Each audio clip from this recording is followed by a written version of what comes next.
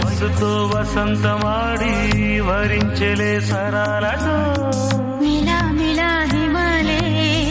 జల జల ముత్యాలుగా తడ తడ గళన తటిల్లత హారాలుగా చేతులు తాకిన కొండలకి చలనము వచ్చనులే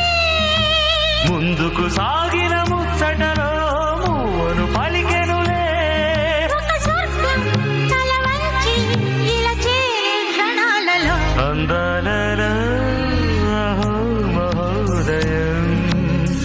భూలోకమే